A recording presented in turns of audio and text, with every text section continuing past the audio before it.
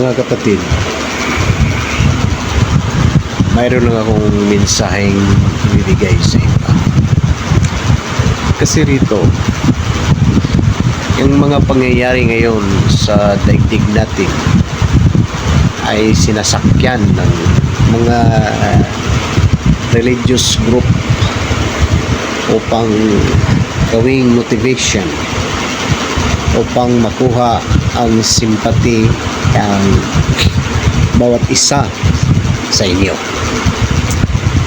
But paano ba ito nangyayari ang mga lindol? Ang daigdig natin ay mayroong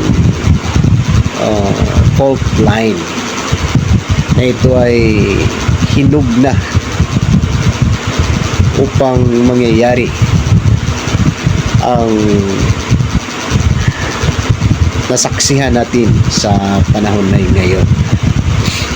At ito'y naisulat rin sa Bible na pag nangyayari ito ay ito na ang mga sign na malapit ng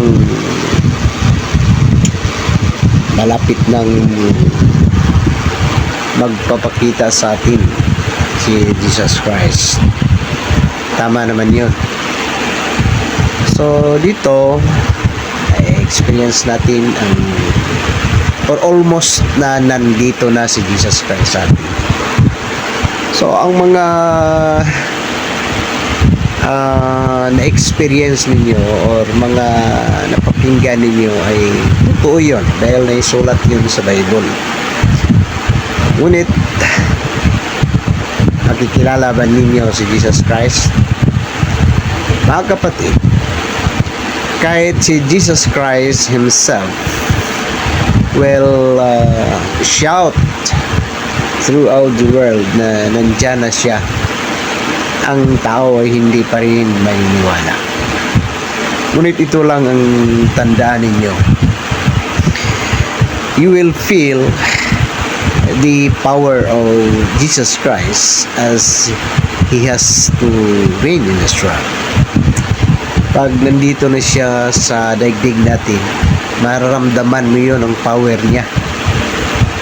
So sinabi natin na malapit nang magpapakita si Jesus Christ. Malapit na. Dahil ito na ang mga sign, yung mga gera, yung mga lindol. So ito na. Ngunit hindi nyo pa rin makikilala kay Jesus Christ pagbalik. Dahil sa kanyang pagbabalik ay parang isa siyang magnanakaw na siya ay magpupuli. So maninirahan siya kasama natin. At kahit nandito na siya sa daigdig natin, hindi niyo pa rin siya makikilala. Ngunit yung angel na magdadala ng trumpet, huwag niyong literal yun. Dahil sa tuong pangyayari, hindi literal dapat pag-analyze ninyo sa pagbalik ni Jesus Christ. At saka yun, kailangan kayo ng mga analysis. Dapat mo pa rin intindihin nyo ng todo. Dahil pag sinabi natin na yung last judgment na pakinggan natin, nalalaman natin, minsan ililiteral ng iba sa atin na babasahin ng Panginoon kung ano ang mga, kung saan ka dapat ilagay sa libro. Mayroong libro na naisulat doon ang mga ginawa mo, kung ano yun. Huwag yung maniniwala na yun ay literal na mangyayari. Hindi yun literal, hindi mangyayari yun. Sa dami-dami ng tao may babasahin ng Panginoon yung libro, kalokohan yun. At saka yung iba na nagsasabi na nakita nila nakapunta sa langit at nakita nila ang Panginoon, mayroon pang pangalan ng Panginoon na ang pangalan ng Panginoon ay pinalit ang kanyang pangalan, kalukuhan pa rin yun. So huwag kayong magpapadala sa mga ganong uring mga mensahe, dahil sa malupo lang kayo mga kapatid. Huwag yung bigyan ng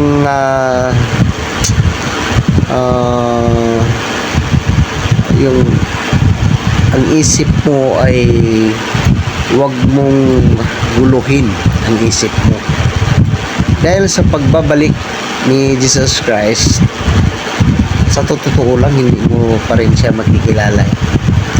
Ngunit ang mangyayari dito, sasabihin ko sa inyo, ang mga mabubuting tao ay hindi ka talaga dapat matakot pag sa last judgment. Ang dapat matakot yung mga taong gumagawa ng mga kasamaan dito sa mundo, dahil at that time mangyayari talaga na sila will have to experience sa mga experiences na parang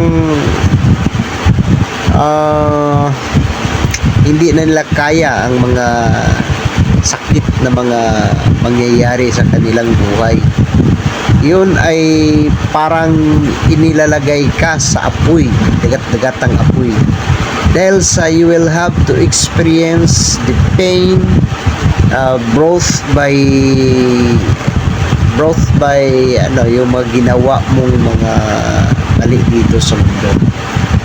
So dito, ito na ngayon ang mga palatandaan na almost si Jesus Christ ay nandito na sa atin. Almost nandito na si Jesus Christ. Ngunit as what I said, hindi mo pa rin makikilala si Jesus Christ. Ngunit yung trumpet na mapapakinggan natin ay hindi yan natin iliteral ang trumpet. Walang trumpet na mapakinggan natin mula silangan hanggang sa kanluran. Isang message yon na magpapaalam sa atin na si Jesus Christ ay nandito na, ngunit hindi pa rin kayo maniniwala during that time, dahil sa hindi mo maintindihan ang mga pangyayari dito sa mundo. So dito, ang importante lamang sa atin ay ang pagsasagawa ng mga bagay na naaayon sa mata ng Panginoon, naaayon sa mata ng tao. Dahil kung mabuti ang ginawa mo sa kapwa mo, yun ay mabuti rin sa mata ng Panginoon. Ganun lang. Ganun lang, my friend, ang dapat natin you should have to follow the 10 commandments. Wala talagang dapat tayong ikabahala, dahil hindi, wag mong literal yung sabi natin na last judgment. Wag mong literal yung na mangyayari yon, na magunaw ang daigdig natin. Wag mong literal yun. Marami nang nagkakamali noon. That was 1980s hanggang 1990s. Yung mga prediction nila na mangyari na magunaw ang mundo, hindi magugunaw. Yung sabi nila 1930s magunaw ang mundo, hindi pa rin yun magunaw. 1950s, 1960s, hindi pa rin magugunaw ang daigdig. Okay, maniwala yung mga tao na nagpipredict na gano'n ang mga pangyayari. Hindi magugunaw ang mundo, my friend. Jesus Christ will have to reign in us. Ngunit hindi nyo maintindihan yung kayong mga nakikinig ngayon.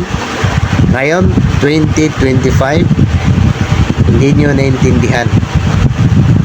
You will only have to understand with this message of mine thousands of years from now. Maintindihan ninyo at unti-unti inyong makikilala si Jesus Christ. Jesus Christ has to reign in this world for thousands of years. Have a blessed day, everyone.